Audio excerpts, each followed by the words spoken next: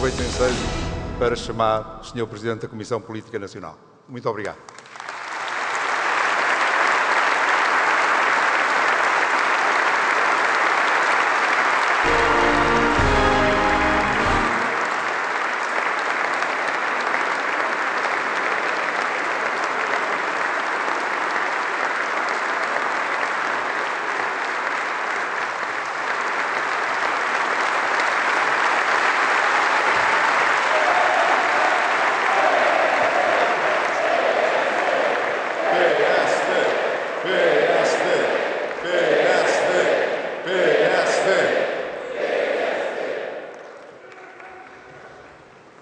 Senhor Presidente do Congresso, Dr. Fernando Ruas,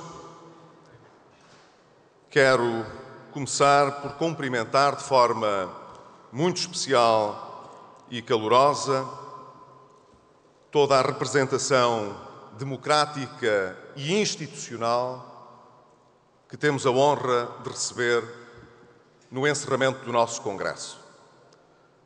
Ninguém estranhará que faça um cumprimento muito sublinhado ao nosso parceiro de coligação, ao CDS-PP, que, com grande empenhamento e lealdade, tem constituído um pilar importante da determinação do governo que ambos os partidos apoiam e que é essencial à mudança em Portugal.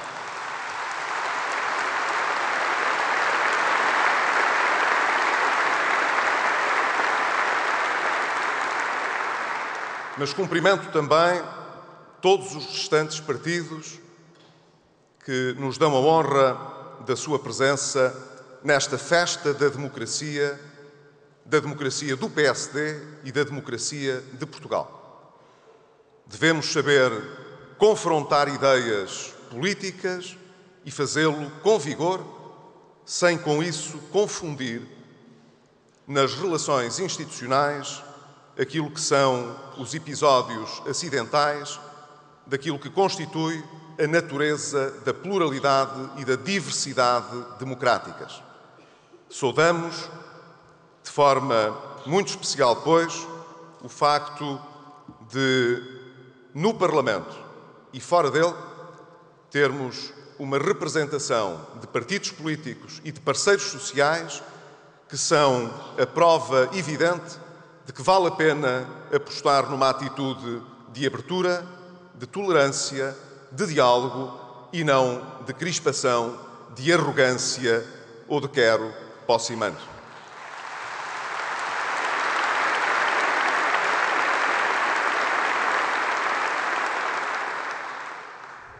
Cumprimento também, com muita amizade, os senhores embaixadores de todos os países amigos que seguiram com interesse redobrado o desenrolar destes trabalhos e que quiseram vir testemunhar as suas conclusões. Temos feito um caminho em comum que é importante para a Europa e importante para Portugal nos tempos de globalização que vivemos. O vosso interesse no nosso debate interno é uma prova de que estamos cada vez mais interligados e interdependentes. E isso significa que todos assumimos uma cota importante de responsabilidade no que se passa em todo o mundo. Mas quero agradecer também ao nosso companheiro Pedro Santana Lopes, ex-presidente do partido e ex-primeiro-ministro, e ao nosso companheiro Rui Machete, ex-vice-primeiro-ministro e ex-presidente do partido, o facto de estarem nesta sessão de encerramento. Nós contámos com vários ex-presidentes do PSD durante os trabalhos deste Congresso. O Dr. Rui Machete foi um deles. Tivemos cá também Marcelo Rebelo de Sousa, Luís Marques Mendes e Luís Filipe Menezes. É sempre muito bonito ver que todos aqueles que já desempenharam as mais altas funções no Estado ou no partido não se desinteressaram nem do seu partido, nem do seu país. E que renovam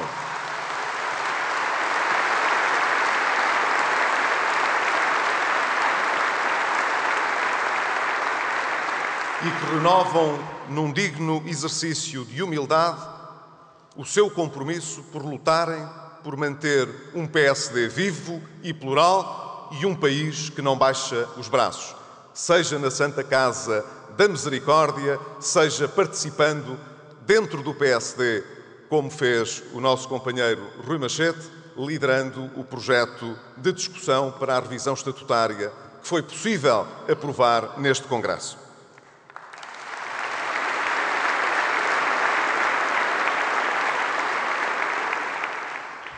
Por fim, uma palavra que devia ter sido no início, ao Sr. Representante do Sr. Presidente da República. O Sr. Presidente da República tem sido, em Portugal, um referencial de estabilidade e de cooperação institucional. Trata-se, portanto, de uma figura que todos respeitamos em Portugal e que tem mostrado colocar também Portugal em primeiro lugar na forma como tem sabido colaborar e cooperar com todos os órgãos de soberania. É importante para Portugal que a figura do Presidente da República seja continuamente prestigiada e para isso tem contribuído a forma como o Presidente da República tem exercido os seus mandatos e a forma também como a generalidade dos portugueses lhe reconhecem esse exemplo e essa autoridade.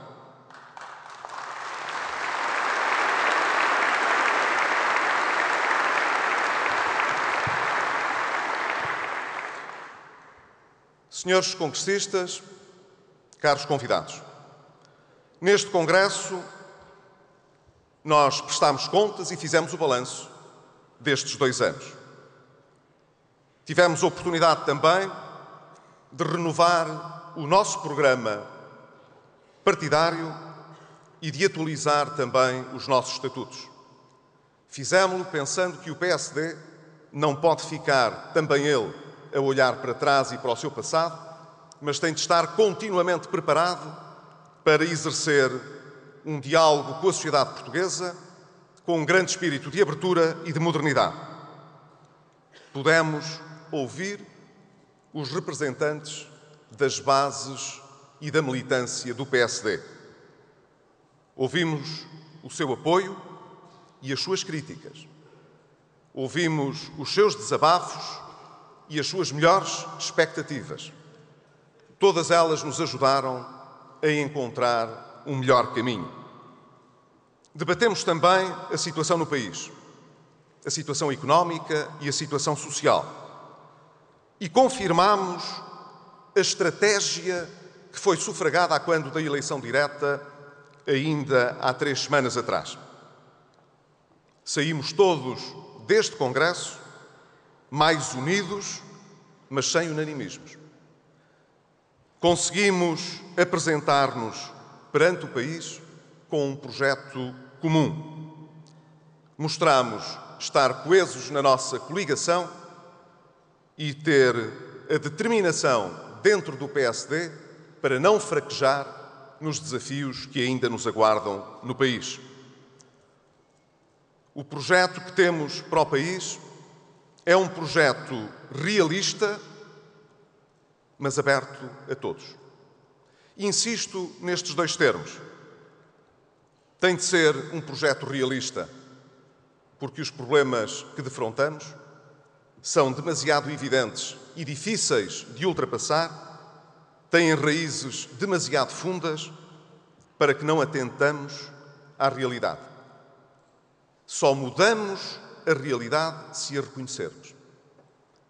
Mas tem de ser um projeto aberto, não tendo todos a mesma visão, não querendo todos percorrer o mesmo caminho, quando o país enfrenta uma situação de emergência nacional, como é aquela que ainda vivemos, ninguém tem o direito de se colocar de fora da tarefa de reconstrução nacional.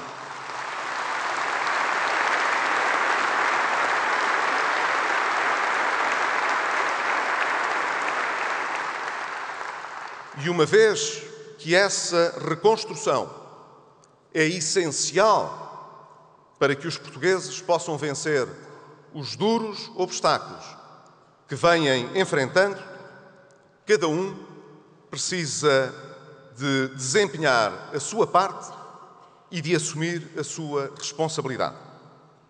A convergência que temos de encontrar entre todos nós, relativamente aos aspectos mais importantes e aos mais estruturantes para o país, tem de ser muito grande. Ninguém pode ficar agarrado a concepções mais ideológicas ou mesmo, às vezes, demasiado utópicas que impeçam que o país se mobilize em torno de objetivos essenciais. Todos temos de saber ceder alguma coisa para que o essencial possa ser atingido. O debate que temos para fazer durante a crise que estamos a batalhar também é um debate sobre alternativas políticas. Mas não podemos fixar-nos, sobretudo nas diferenças, sem mostrar uma real capacidade para nos aproximarmos em torno do que é essencial. Creio que o país apreciará esse sentido de abertura e de convergência rigorosamente entre todas as forças políticas e sociais. A mudança que estamos a fazer é uma mudança, portanto, que deve unir os portugueses e Portugal. Se estamos a falar para Portugal, talvez devamos começar por uma palavra de reconhecimento aos portugueses. Mais do que ninguém, os portugueses têm razões para pensar que a crise que atravessam é injusta e demasiado penosa. Os portugueses sabem os custos de enfrentar essa crise. Todos os portugueses. Sejam aqueles que estão em circunstâncias de maior vulnerabilidade, os mais idosos, as crianças de famílias menos protegidas, aqueles que estão desempregados e aqueles que estão nas suas famílias dupla e triplamente desempregados, aqueles que, apesar de terem uma elevada formação, não encontram ainda na nossa economia as oportunidades de emprego a que julgam ter direito e a que têm definitivamente direito. Mas também há aqueles que são portadores de deficiência e que sabem que, como muitos outros vulneráveis, quando os recursos não abundam, quando as despesas têm de ser cortadas, se torna mais difícil encontrar a resposta adequada para o dia-a-dia. Todos esses portugueses vivem hoje uma circunstância de grande dificuldade. Não é por falarmos das dificuldades que nos devemos sentir mais próximos daqueles que as enfrentam. É quando procuramos resolver essas dificuldades, ultrapassar essas situações, que nos devemos sentir próximos daqueles que sofrem hoje em Portugal.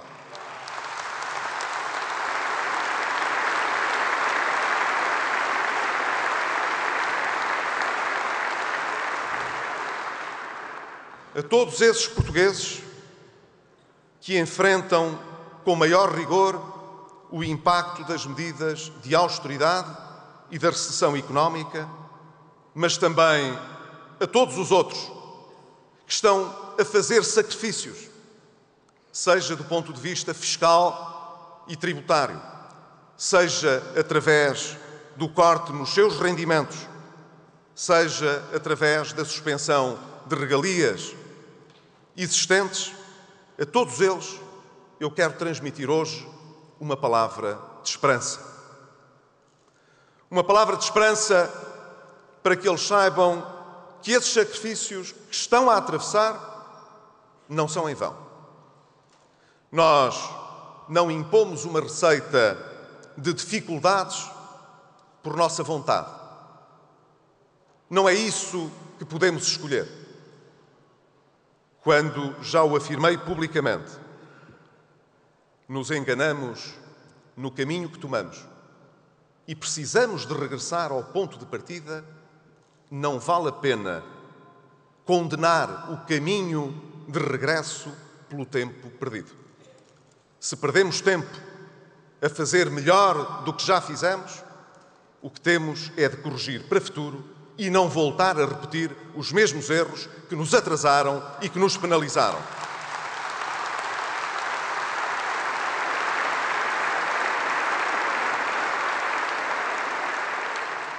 Os portugueses sabem, portanto, que o caminho de correção que estamos hoje a trilhar traz consigo consequências. Que essas consequências que são penosas são parte do caminho de recuperação que estamos a fazer. Não temos uma bola de cristal para marcar uma data para a recuperação. Mas temos uma perspectiva do processo que estamos a empreender. E é essa perspectiva que quero partilhar com o país.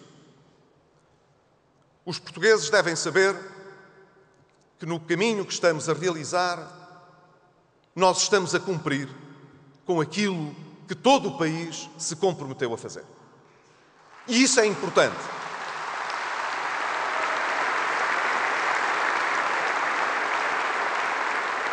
Nós estamos a cumprir nas diversas dimensões. Na dimensão financeira, orçamental, na dimensão externa, nós estamos a controlar as nossas contas e estamos a reequilibrar os nossos desequilíbrios externos. E essas boas notícias devem ser comunicadas ao país, para que o país saiba que aquilo que está a acontecer está a ter um impacto social mais pesado que estava previsto, mas também um impacto positivo sobre a nossa capacidade para voltar a crescer e regressar no futuro aos mercados. O ano passado divulgou o Banco de Portugal esses resultados. Nós reduzimos substancialmente o nosso déficit externo. Graças, sobretudo, ao comportamento das nossas exportações, quer dizer, dos nossos exportadores, quer dizer, das nossas empresas em Portugal, quer dizer, dos nossos trabalhadores e das administrações dessas empresas.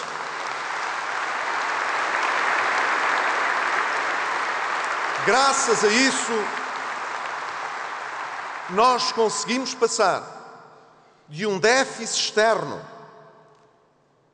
muito elevado em 2010, quase 12% do produto, para apenas cerca de 8% do produto em 2012.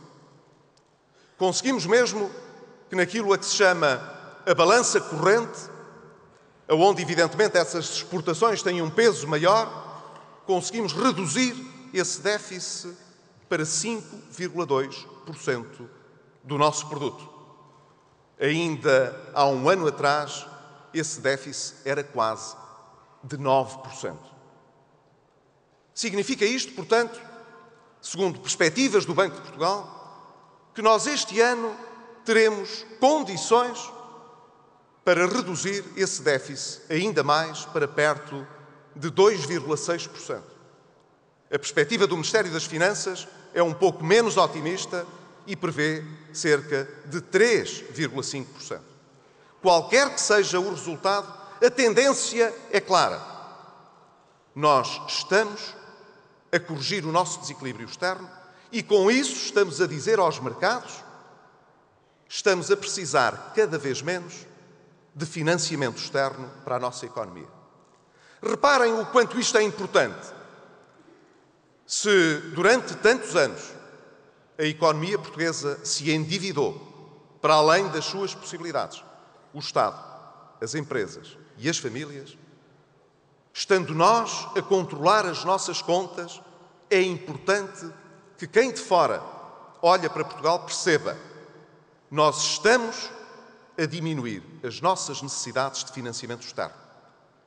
E estamos a planear que no ano de 2013, que é o ano previsto em setembro desse ano, para que Portugal possa regressar aos mercados da dívida, nós atinjamos, nessa altura, praticamente o equilíbrio externo. Quer dizer, não precisaremos, nesse ano, de financiamento adicional por termos contraído mais dívida, precisaremos apenas de rolar uma parte da nossa dívida, porque no resto nós estaremos a pôr as nossas contas em ordem e a viver de acordo com as nossas possibilidades.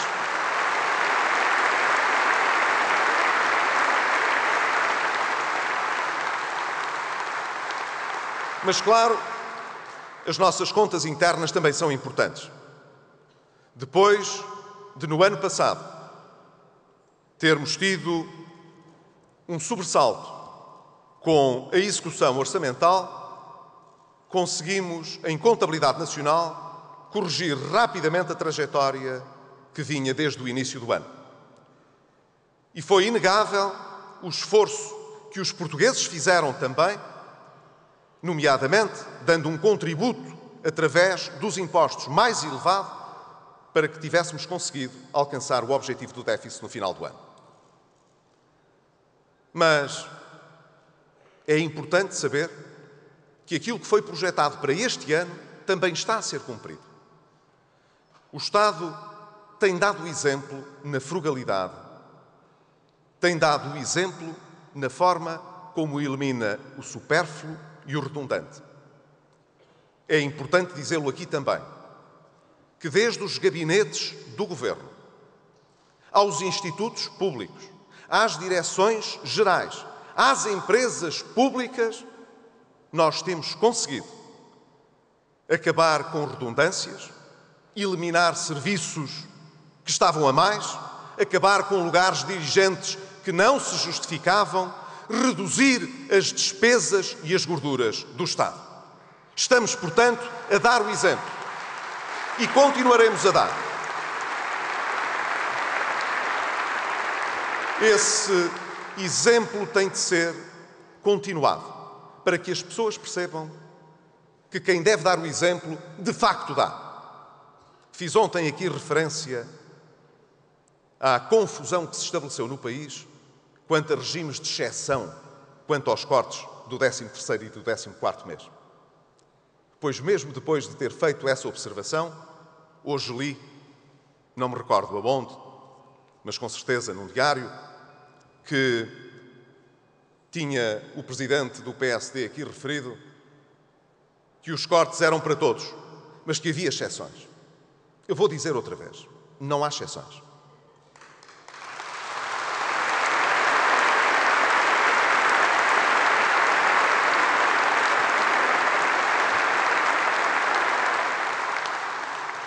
Realmente, às vezes, é preciso hipersimplificar para que as coisas sejam vistas e ouvidas como deve ser. Sobre isto, não há nada mais a acrescentar. Sejam trabalhadores ou administradores da Caixa Geral de Depósitos, da TAP ou de qualquer outra empresa, todos os trabalhadores e administradores, todos os funcionários públicos não terão em Portugal, em 2012, o 13º nem o 14º mês. É para todos, é mesmo para todos.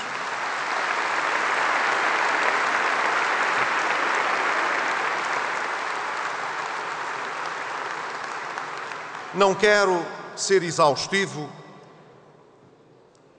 na avaliação que aqui apresentei no início deste Congresso. Quero apenas dizer que a reestruturação do setor empresarial do Estado está em marcha também e que grande parte daquilo a que se chama a agenda de transformação estrutural da sociedade portuguesa está em marcha também. Nós devemos reconhecê-lo, tivemos a sorte e também o engenho de conseguir um acordo tripartido para o crescimento da economia, a competitividade e a coesão social. Há parceiros que aqui estão presentes que foram decisivos para que esse acordo fosse estabelecido. Esse acordo não é uma conquista do Governo, para esse acordo, todos fizemos concessões. Todos fizemos concessões. Mas fizemos-lo para que em Portugal se soubesse, e fora de Portugal também, que nós sabemos ultrapassar as nossas diferenças quando tratamos do futuro do país. Quero, portanto, enaltecer o espírito de abertura e de convergência que os parceiros sociais demonstraram para que esse acordo fosse atingido.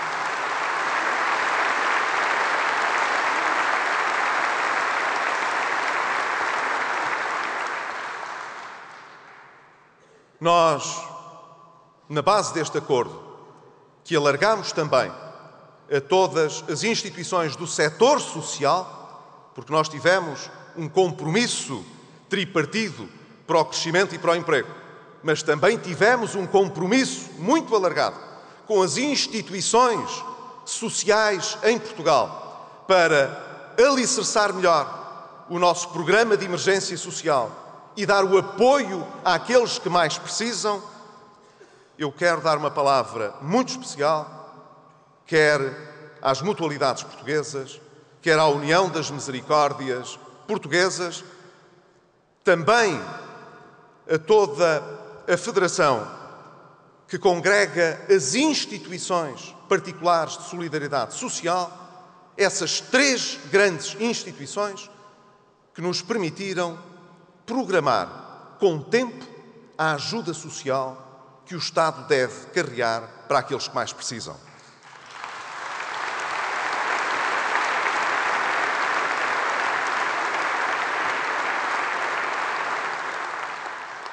Nós temos um projeto ambicioso para Portugal.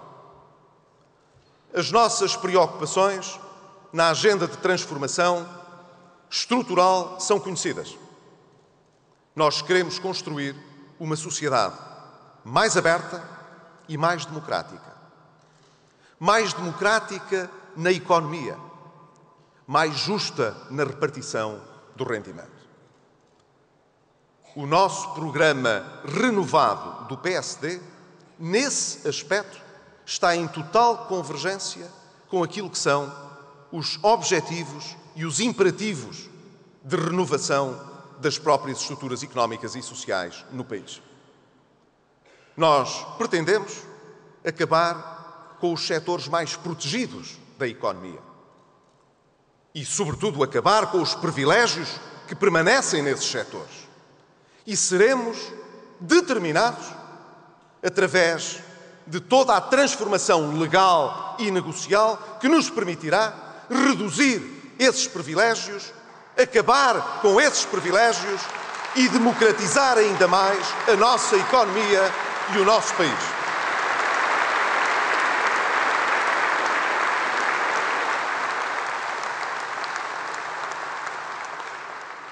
Uma parte desse trabalho deverá estar patente na renegociação que vamos fazer dos diversos contratos de parcerias público-privadas em Portugal, que custarão ao país e aos contribuintes, se nada fizéssemos, mais de 2.000 milhões de euros todos os anos, a partir de 2014 e por quase 35 anos.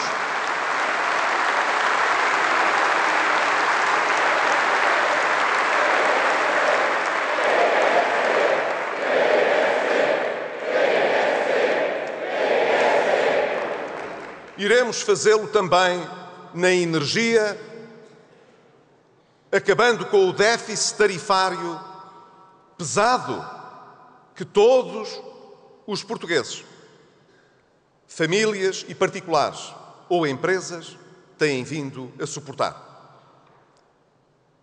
Nós temos de olhar para todos os portugueses e poder dizer-lhes: não há uns que possam mais e outros que possam menos.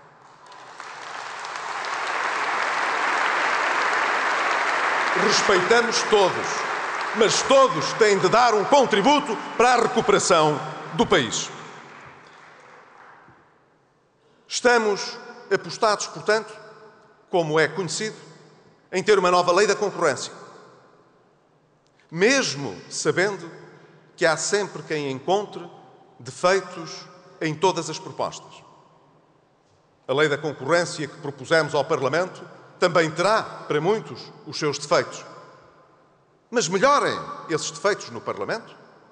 Apresentem todos as suas propostas de melhoria desse documento, mas vamos ter uma nova lei da concorrência que possa dar mais poderes às entidades reguladoras e que possa também dar mais instrumentos de responsabilização a essas entidades.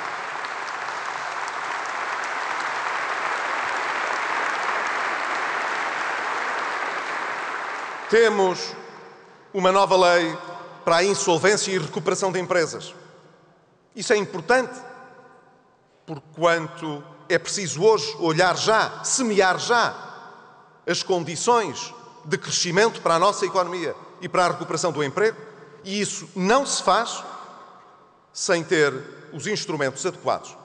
Alguém disse aqui, creio que foi o nosso companheiro Fernando Costa, ontem, as finanças são responsáveis porque nem todas as empresas que podem ter recuperação tenham a recuperação que merecem. E em parte tem verdade, Fernando Costa, tem razão, em parte tem razão. Por isso é que nós criámos um instrumento para que os poderes públicos, seja os assuntos fiscais, seja a segurança social, estejam do lado da recuperação das empresas e não da sua morte quando ela é injustificada.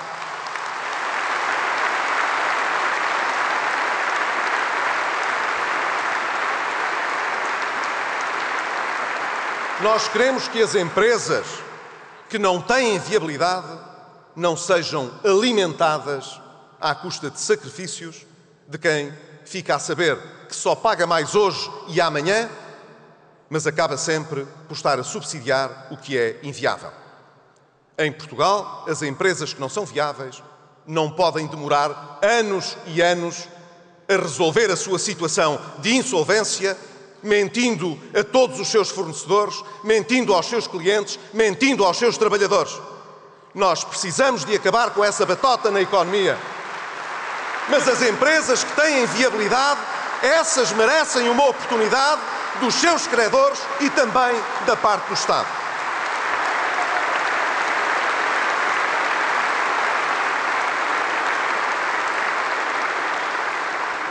Temos uma nova lei da arbitragem.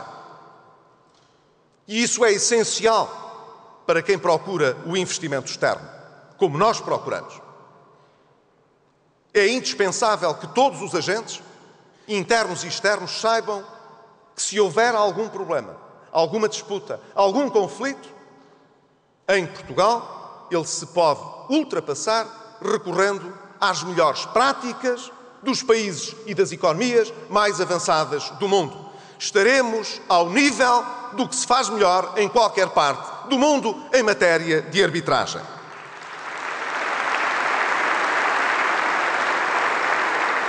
E estamos, evidentemente, a proceder a uma ampla reforma do sistema judicial. A justiça tem sido um dos pilares de maior injustiça e desigualdade de há muitos anos a esta parte. E isso não tem que ver com os seus agentes e profissionais, tem que ver com a nossa organização judicial. E ela tem de ser alterada. Esses instrumentos estarão, como estão hoje, em discussão pública. O Parlamento é, mais uma vez, o local adequado para confrontar essas ideias e apresentar propostas alternativas ou de melhoria. Mas está hoje em marcha uma discussão ampla no país sobre o que deve ser uma correta reforma da oferta judiciária, em matéria de rede judiciária. Mas está também em marcha a reforma do Código do Processo Civil. Não são novos códigos, não é o novo Código Civil, o novo Código Penal. São reformas cirúrgicas, mas importantes nos processos, para que os processos andem, para que a justiça seja célere e possa estar ao pé de quem precisa dela. Eu tenho a certeza que a reforma que estamos a fazer na área da justiça não só tornará aos olhos de todos os portugueses os nossos tribunais e os nossos agentes de justiça mais dignificados e respeitados, como daremos um contributo extraordinário para que a nossa economia recupere, para que os nossos trabalhadores possam ter decisões céleres e, portanto, justas, como têm direito. Finalmente, uma palavra relativamente ao emprego e às matérias sociais. Hoje, o desemprego é, sem dúvida nenhuma, a principal chaga social que existe em Portugal. Os níveis de desemprego ultrapassaram todas as previsões que fizemos, nomeadamente no último Orçamento de Estado para 2012. E apesar de se tratar de números que são consistentes com a contração da economia que se está a verificar, a verdade é que esse número oculta uma realidade de grande dificuldade para milhões de portugueses. Nós sabemos, disse-o quando era presidente do PSD na oposição e digo hoje como primeiro-ministro. Nós sabemos que os números do desemprego ocultam sempre uma realidade mais vasta, porque nem sempre expressam devidamente aqueles que são designados como desencorajados. Quer dizer, aqueles que desistiram de procurar emprego há mais de 15 dias. São centenas de milhares. Nós sabemos hoje que, para que Portugal volte a crescer, nós temos de atacar a situação do desemprego. Mas aqui falamos verdade. Os portugueses sabem que não é o Estado que cria o emprego. O Estado pode ajudar a criar condições para que as empresas criem emprego. Não é o Estado que cria o emprego. A ideia de que podemos colocar todas as pessoas no Estado, administração central ou câmaras municipais, é uma péssima ideia. Porque, nesse caso, nós não teríamos criação de emprego nas empresas que pagassem os impostos necessários para que esses salários fossem pagos. Nós sabemos, portanto, que o emprego virá da retoma da economia. Mas não podemos simplesmente ficar à espera da retoma da economia. Nós estamos a contar que 2013 seja um ano de recuperação económica. E, portanto, até ao final deste ano, nós assistiremos, é a nossa convicção, à inversão da trajetória que vimos seguindo. Mas até lá, nós temos de ter respostas sociais para quem está desempregado. Nós temos conseguido, nas alterações que temos vindo a fazer, de acordo com o que estava no memorando de entendimento, temos procurado sinalizar àqueles que são casais que estão ambos na situação de desemprego, uma majoração nos subsídios de desemprego. É verdade, encurtámos, como estava previsto e negociado no memorando de entendimento, o prazo durante o qual é processado o subsídio de desemprego. É verdade, sim, senhor. É verdade que reduzimos, a partir de determinado período, o valor do subsídio de desemprego, tal como estava negociado e previsto. Mas também é verdade que conseguimos que a Troika compreendesse que era importante estender esse prazo para situações muito especiais e cobrir maiores riscos sociais naqueles em que as famílias têm ambos os cônjuges na situação de desemprego. É preciso ir mais longe. Apresentámos em Bruxelas um programa que visa criar oportunidades de formação e de estágio profissional a milhares de jovens portugueses. Empreendemos um programa Revitalizar que, apoiando justamente as empresas em maiores dificuldades, mas que têm viabilidade económica, que possam não só conservar esse emprego, mas mais rapidamente criar novas oportunidades de emprego. E temos um compromisso social de levar mais longe as políticas ativas de emprego. não apenas para os jovens, mas para aqueles também que, com mais de 45 anos e fracas qualificações, enfrentam hoje um espectro de um desemprego prolongado. É o que estamos a fazer. Apresentámos, na sequência do acordo tripartido, uma revisão do sistema de funcionamento dos centros de emprego e estamos a trabalhar ativamente na economia para revolucionar os sistemas de aprendizagem e de formação profissional, de modo a garantir verdadeiras oportunidades de emprego àqueles que mais precisam.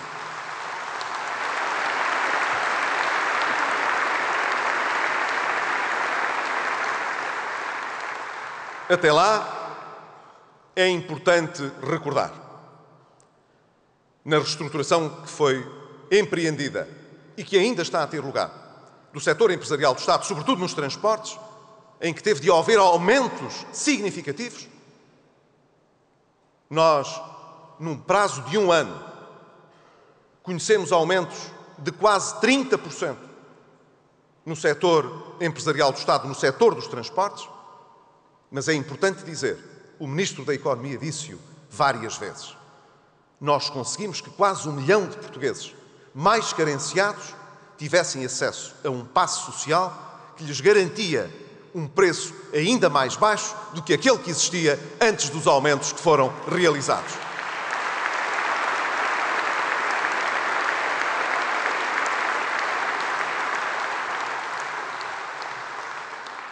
Claro, acabamos com algumas injustiças, porque haveria de ter acesso a um passe social alguém apenas porque tem mais do que uma certa idade, se pertencer a um escalão de rendimento muito elevado. Porque deverão os portugueses com mais dificuldades pagar impostos para que aqueles que têm mais rendimentos, só porque têm mais de 65 anos, possam deslocar-se a preços mais favoráveis. Isso acabou. As prestações sociais desta natureza não têm de ser universais, têm de estar destinadas para aqueles que mais precisam, e é essa a consciência social que nós temos vindo a utilizar.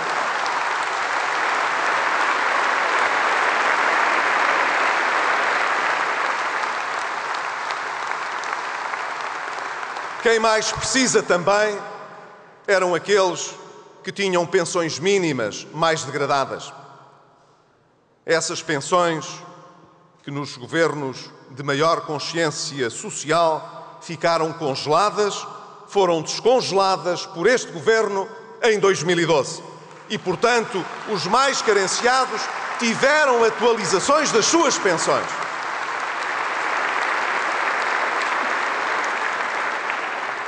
Mas nós sabemos que isso não chega. Mas deixem-me dizer, nunca faremos demagogia com as questões sociais. E por essa razão, o que posso hoje dizer ao país é que continuaremos a atuar com equidade, de acordo com as nossas possibilidades. Nós queremos aumentar o leque dessas possibilidades. E isso faz pondo a nossa economia a crescer. Se os salários não crescerem mais do que a produtividade, então cada português, cada trabalhador, cada gestor, cada empresário saberá que é preciso trabalhar mais e melhor para criar a riqueza necessária para que possamos apoiar mais aqueles que mais precisam. E é esse o projeto em que nós estamos a trabalhar para Portugal.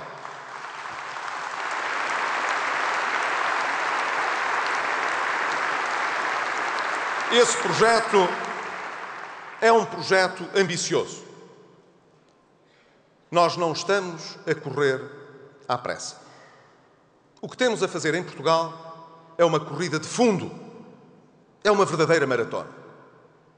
Faz parte da natureza das coisas que a oposição tenha mais pressa e que o governo tenha menos pressa. Mas, quer se esteja na oposição, quer se esteja no governo, quem começa a correr cedo demais uma maratona fica bem durante uns minutos à frente da corrida, mas normalmente não chega ao fim da corrida.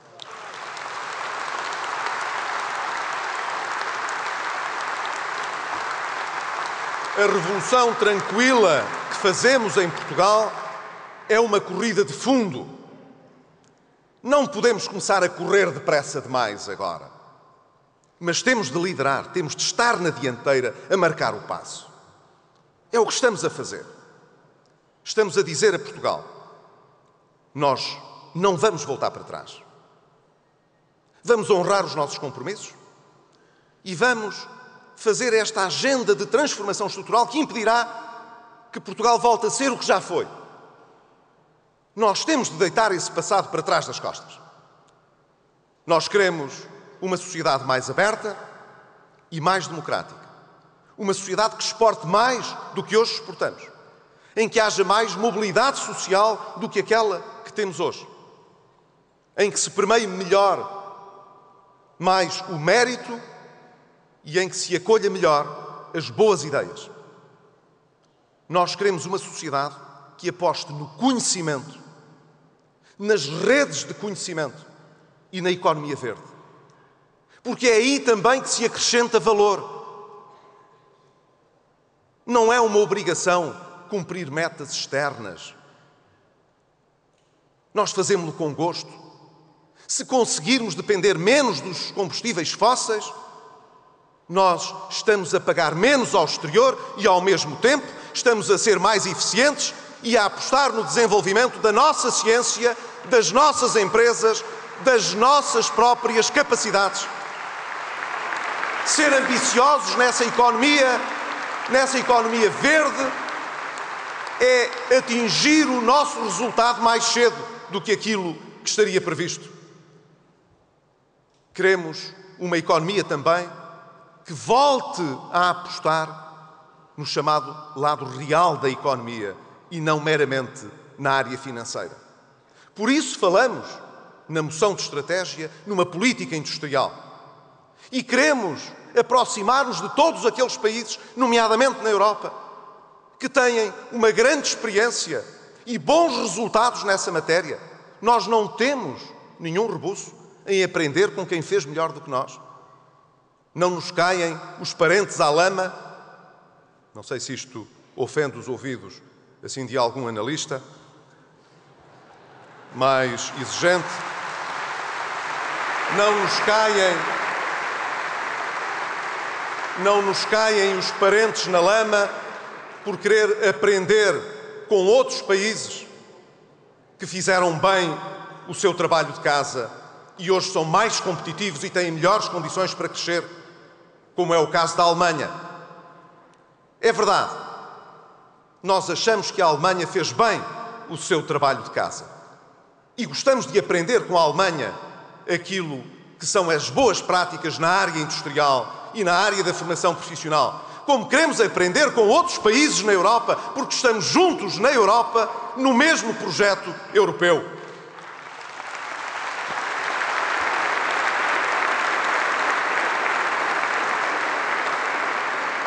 Também na Europa, nós temos uma corrida de fundo.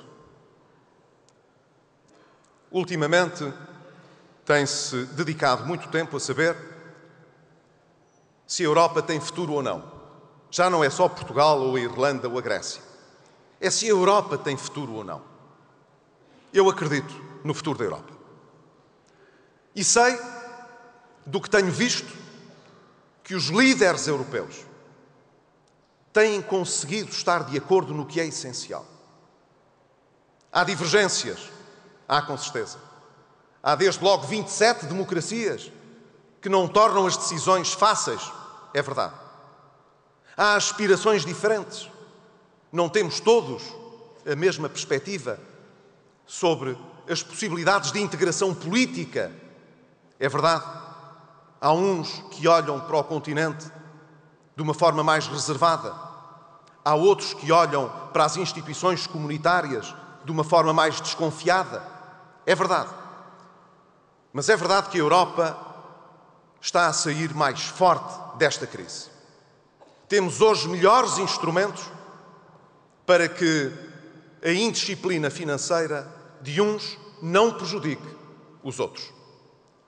Temos de ter uma maior vigilância, uma maior articulação. Temos de lutar para que essas regras sejam cumpridas por todos. Mas também precisamos de aprofundar o mercado interno. Da mesma maneira que nós vamos demorar algum tempo a fazer as reformas estruturais em Portugal para voltar a crescer, assim a Europa vai demorar algum tempo a fazer as suas reformas no seu mercado interno para voltar a crescer de forma mais intensa, mas não fechada sobre si própria, aberta ao mundo e aos mercados.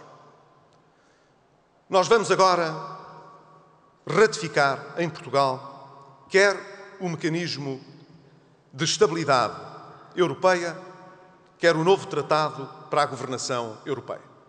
Não sei se seremos o primeiro país a fazê-lo. Talvez sejamos o primeiro país. Queremos ter o nosso trabalho em dia. Mas queremos também tirar lições desse processo. Primeira lição: é muito importante que todos os nossos vizinhos se comportem com disciplina. Nós não tivemos essa disciplina. Outros países no passado, que hoje são muito cumpridores, também não o foram em primeira instância. E isso prejudicou-nos a todos. Por isso é importante que todos estejamos de acordo em que isso não volta a acontecer. Não voltará a acontecer, eu estou certo. Mas é importante agora também tirar consequências para o plano interno. Nós apresentaremos na Assembleia da República, na sequência da ratificação, que esperamos que aconteça da forma mais alargada possível, que a consagração da chamada regra de ouro possa ser feita da forma mais dourada possível. Quer dizer, de modo a que não seja alterada de qualquer maneira. Eu tenho a certeza, até porque o Partido Socialista em particular se tem mostrado absolutamente convicto da necessidade de cumprirmos os nossos objetivos externos e, portanto, de atingir as nossas metas de consolidação orçamental, será sensível à ideia de que a regra que vamos adotar, se não tiver de estar na Constituição e tiver de estar na Lei de Enquadramento Orçamental, nessa Lei de Enquadramento Orçamental possa ter uma força constitucional. Quer dizer que não seja uma maioria conjuntural, como pode acontecer, a mudar a Lei de Enquadramento Orçamental e a desrespeitar o pacto que hoje temos dentro da Europa. E isso é importante não apenas para respeitarmos o Pacto Europeu, é também para aumentar a transparência e a exigência do debate político interno. É curioso constatar que quer nos situemos de uma forma mais à esquerda ou mais à direita neste referencial tradicional, quando olhamos as políticas públicas e o gasto público, que esta regra protege qualquer das perspectivas. Há aqueles que entendem que não se deve baixar os impostos, nomeadamente aos que têm mais rendimentos, para criar um déficit de financiamento às políticas públicas, ficarão descansados quanto à inscrição desta regra. Mas aqueles que acham também que os que defendem políticas públicas mais financiadas pelos impostos não podem ficar refugiados na ideia de que possam defender apenas o aumento das prestações sem explicarem como é que as financiam. Quem quiser aumentar as prestações, que diga aonde é que aumenta os impostos. E quem quiser baixar os impostos, que diga aonde é que corta na despesa pública. É mais transparente, é mais democrático, é mais sério perante todos os cidadãos.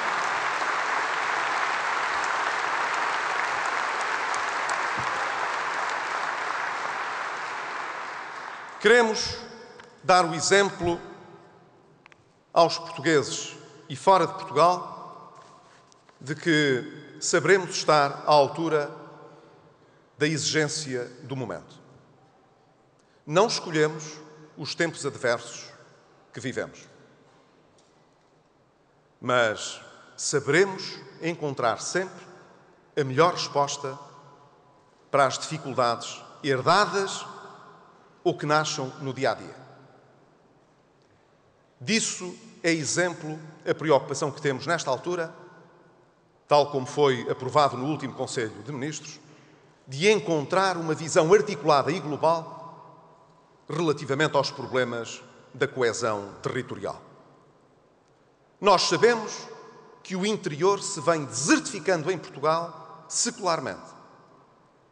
Mas sabemos que esse processo se tem intensificado de forma muito sensível nos últimos anos. E hoje que há necessidade de racionalizar muitas políticas públicas, seja na área da justiça, da saúde, da educação, das próprias finanças. Chegamos à conclusão de que racionalizar pode sempre acabar no mesmo sentido. Diminuir a oferta de equipamentos públicos em simultâneo, onde não é desejável nem admissível que o Estado desapareça. Ora, nós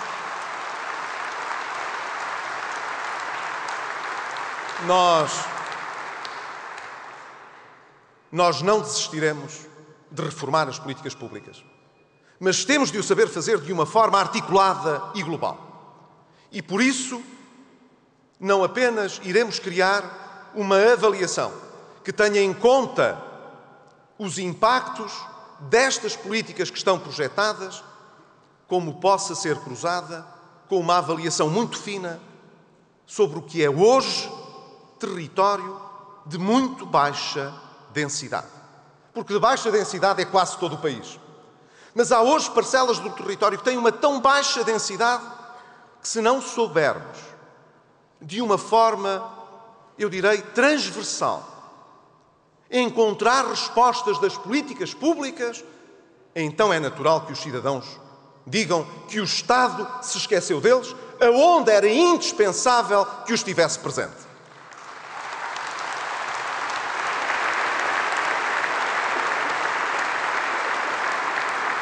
Por essa razão também estamos a proceder à reprogramação estratégica dos fundos europeus. Um trabalho que, em primeira instância, de modo interdisciplinar, será coordenado pelo Ministro das Finanças e que depois será executado pelo Ministro da Economia.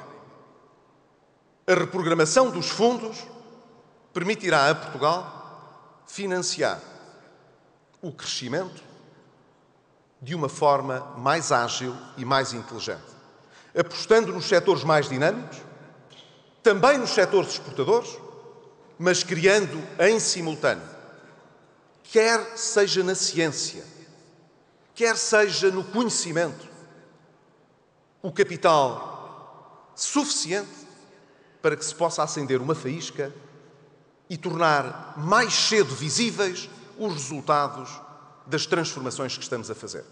Daremos uma ajuda ao crescimento, reprogramando melhor os fundos e, de resto, de acordo com uma proposta do Partido Socialista, na discussão que travámos no último Orçamento de Estado, procurando um financiamento às pequenas e médias empresas portuguesas que possa ser acautelado pelo Banco Europeu de Investimentos.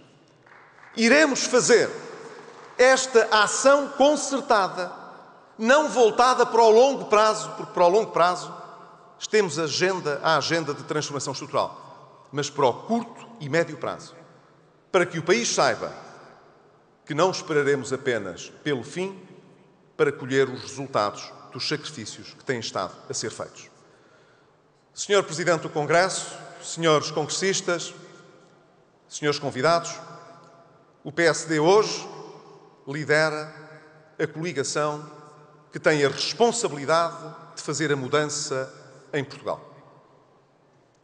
Não sei se esse mandato poderá ser ou não renovado. Estamos apenas no seu princípio. Mas não fazemos contas aos votos que viermos a ter. O país sabe hoje que este governo e este partido está indissociavelmente ligado, no seu sucesso ou no seu insucesso, ao destino dos portugueses. E essa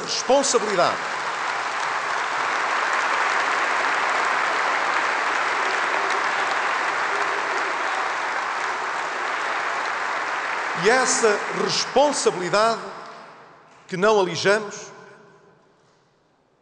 procuraremos transportá-la todos os dias nas decisões que tivermos de tomar. Nas mais difíceis e naquelas que requererem maior engenho. Mas estamos abertos a todas as ideias que venham por bem de Portugal. Disse isso há 2 anos, quando ganhei a eleição do PSD, digo hoje como chefe do governo. Nós não queremos um governo para mandar no país, nós queremos um governo que ajude o país a mudar e a transformar-se. Todos são bem-vindos nesse processo. Todos precisamos juntos de lutar por Portugal. Viva Portugal!